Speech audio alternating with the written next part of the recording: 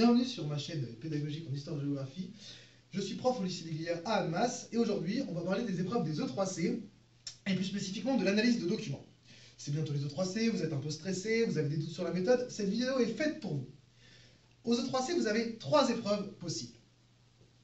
Il y a la réponse à une question problématisée, l'analyse de doc et le croquis. On va voir les situations.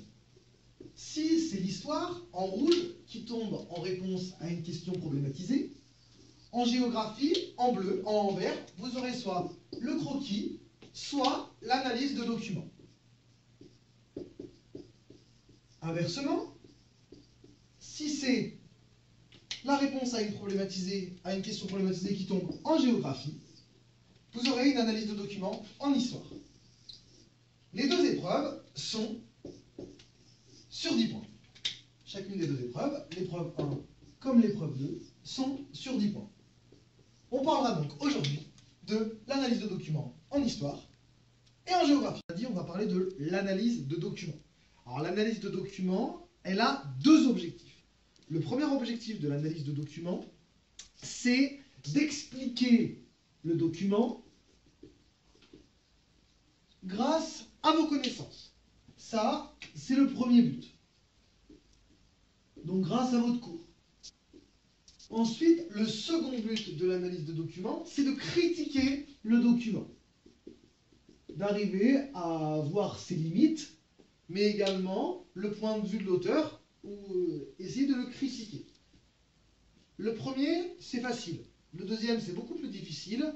On verra ce qu'on entend par critiquer à votre niveau. On vous demandera déjà d'expliquer. Ça, c'est le but de l'analyse de documents. Alors, comment on procède? Eh bien, déjà, on commence par une introduction. Alors, l'introduction, ça doit être quelque chose de mécanique et de rapide. D'accord? L'introduction, elle fait environ 10 lignes. Pas plus, pas beaucoup plus. Mais également pas beaucoup moins. Environ. C'est un approximatif. L'introduction, elle commence par la présentation du document. Donc, vous commencez par présenter le document. Présenter le document, ça veut dire quoi? Il faut dire des choses intéressantes sans rentrer trop dans les détails. Vous devez passer 3 lignes pour faire ça. Donc vous nous parlez de l'auteur, s'il est intéressant. Donc vous précisez sa fonction. Par exemple, si vous avez Robespierre, vous dites que c'est un révolutionnaire, De Gaulle qu'il était président de la République, ou alors qu'il faisait partie de la France libre, Macron qu'il est président. Il faut parler de l'auteur uniquement s'il est intéressant. Ici, par exemple, l'inconnu n'est pas intéressant. On n'en parle pas. Vous devez également parler de la nature du document. Ça semble essentiel de parler de la nature du document. Alors, à votre stade en première, on ne dit pas un texte ou une image. Un texte, c'est un discours, un article de journal, un article scientifique. Une image, c'est une caricature, c'est une photographie. Un tableau. Ici, on a par exemple une caricature, une photographie et un tableau, le serment du jeu de paume. Ensuite, une fois que vous avez présenté votre document, donc en 3 lignes, il faut présenter le sujet. D'accord? Alors, présentez le sujet de votre analyse de document. Vous présentez le sujet, donc on va voir quelque chose sur la périurbanisation, sur la révolution, et il y a une légère différence en histoire et en géographie. En géographie, il faudra indiquer le cadre spatial. Dans le cadre spatial, ça veut dire dans quel espace on se trouve, dans quel pays, mais également donner des caractéristiques à ce pays. Est-ce que c'est un pays développé? Est-ce que c'est un pays en développement? Et également, inscrire le cadre spatial de l'étude, son échelle. Est-ce que c'est une étude d'échelle mondiale ou d'échelle locale? En histoire, par contre, dans la présentation du sujet, il est essentiel de redonner le cadre spatio-temporel et de réinscrire le sujet dans son époque historique. Donc la Révolution, la Renaissance, et donc de montrer dans quel contexte a été écrit, peint ou caricaturé le document. D'accord? Cette présentation du sujet, elle doit enfin également définir les termes importants de votre sujet. En géo, par exemple, vous avez des documents qui nous parlent de la périurbanisation. Il faut nous expliquer Qu'est-ce que c'est que la périurbanisation? En histoire, vous avez le document qui parle de la révolution, il faut nous expliquer ce que c'est que la révolution.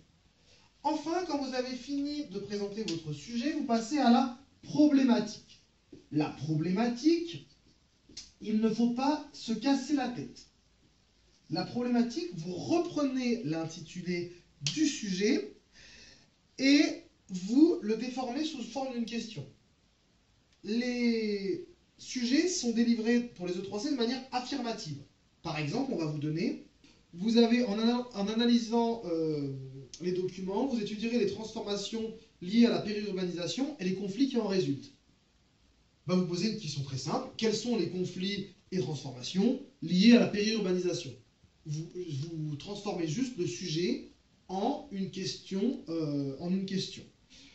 Alors, si vous êtes sûr de vous et que vous pouvez éventuellement conceptualiser ce sujet, par exemple sur le sujet que je viens d'évoquer, on pourrait dire comment la périurbanisation crée des conflits et des transformations en remettant en cause l'opposition entre urbanité et ruralité.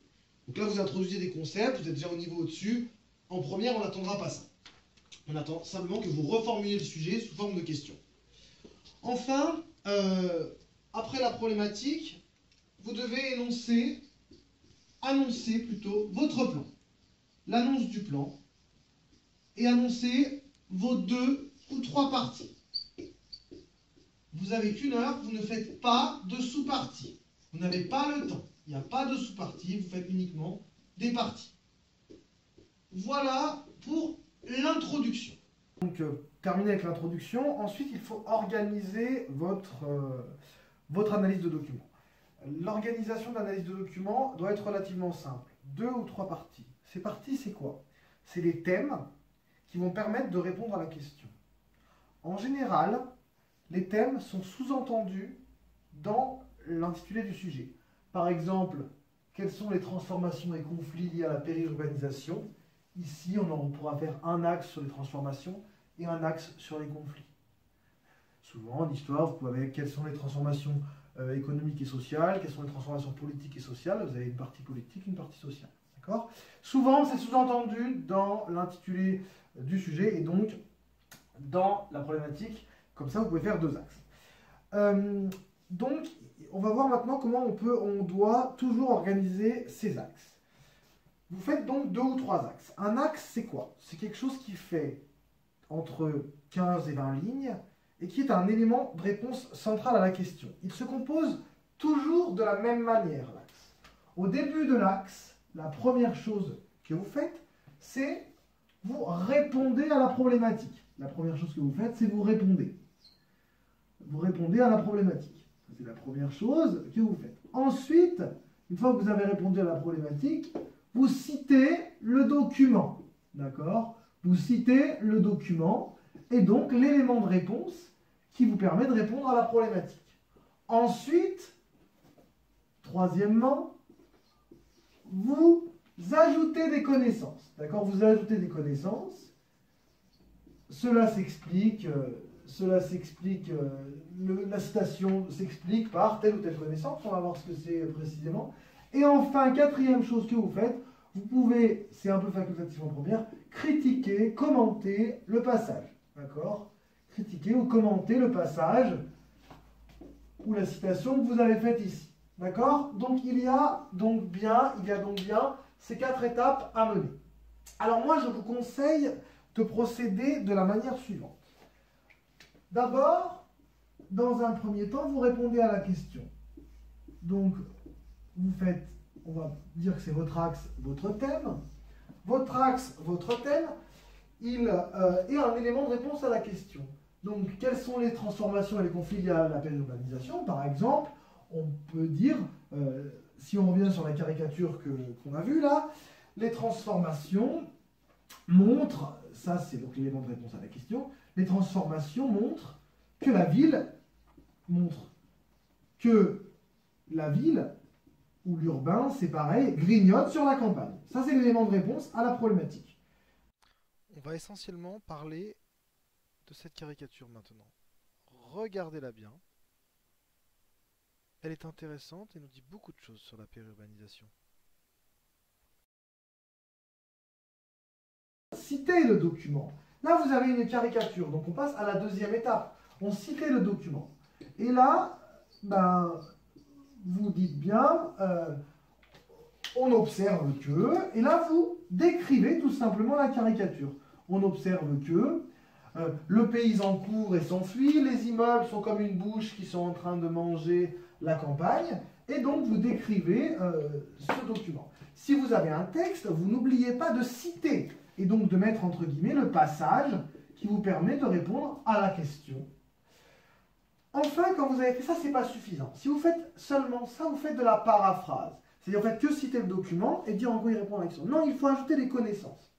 Donc là, les transformations montrent, j'ai fait une faute d'orthographe, montrent, ENT bien sûr, que la ville et l'urbain grignotent sur la campagne.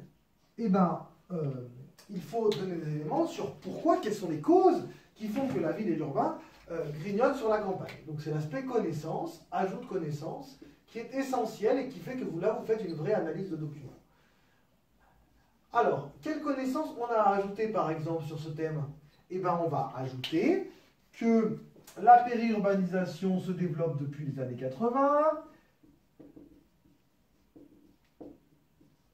elle augmente depuis les années 80, qu'elle conduit à un fort étalement urbain, donc les villes elles s'étalent, qu'il y a une augmentation de la distance domicile-travail, d'accord? Donc là on apporte des connaissances que vous avez dans votre cours et que le document ne vous dit pas.